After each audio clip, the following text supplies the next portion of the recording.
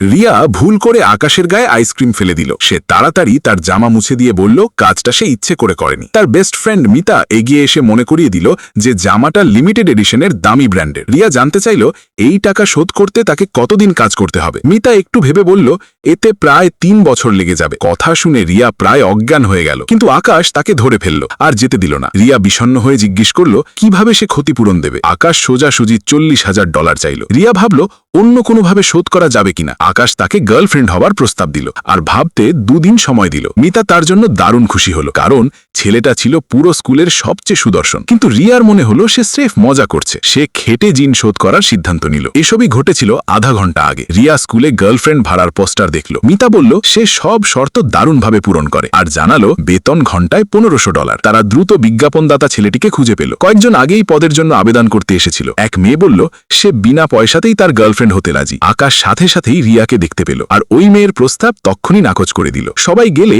আকাশ ইচ্ছে করেই রিয়ার গায়ে ধাক্কা দিল আর এভাবেই গল্পের শুরুর ওই দুর্ঘটনাটি ঘটল। ডরমিটরিতে ফিরে রিয়া তার রুমমেট তানিয়াকে ফোনে কথা বলতে শুনল। সে জানত তানিয়া আজ রাতেই আকাশকে প্রপোজ করবে। তানিয়া গর্বভরে তার বানানো উপহারটা দেখালো। বন্ধু হিসেবে রিয়া জানতে চাইল আকাশ তাকে ফেরাবে কিনা। তানিয়ার দৃঢ় বিশ্বাস ছিল আজ হোক বা কাল সে আকাশকেই বিয়ে করবে। সে তাদের নিয়ে হাসলো আর ভাবল এরা সাধারণ নিচু শ্রেণীর লোক। সন্ধ্যায় রিয়া রেস্টুরেন্টে আকাশের সাথে দেখা করল। মিতা তাকে টেনে আকাশের পাশে বসিয়ে দিল। আকাশ নিজ থেকেই তার জন্য একটা কোলার বোতল খুলে দিল। তানিয়া এসে তার সিট দখলের জন্য রিয়াকে দোষারোপ করল। সে লাজুকভাবে আকাশকে ভালোবাসার কথা জানালো আর সযত্নে বানানো উপহারটা দিল। আকাশ বলল তার গার্লফ্রেন্ড আছে। সবাই ভাবল রিয়াই তার গার্লফ্রেন্ড। তানিয়া ব্যঙ্গ করে বলল এই সাধারণ মেয়ের সাথে আকাশকে মানায় না। রিয়া বলল এটা তার আয়োজন করা একটা ক্লাব অ্যাক্টিভিটি, কোনো স্পেশাল প্রপোজাল ডিনার নয়। সে সাথে সাথেই তানিয়াকে সেখান থেকে বের করে দিল। আকাশও বলল তানিয়ার এখানে কোনো জায়গা নেই। পরে রিয়া বিল মেটাতে গেল। সে দেখল মোট খরচ অনেক বেশি হয়ে গেছে। ভাগ্যক্রমে আকাশই তার বিলটা দিয়ে দিল। রিয়া সাহায্যের জন্য তাকে আন্তরিক ধন্যবাদ জানালো।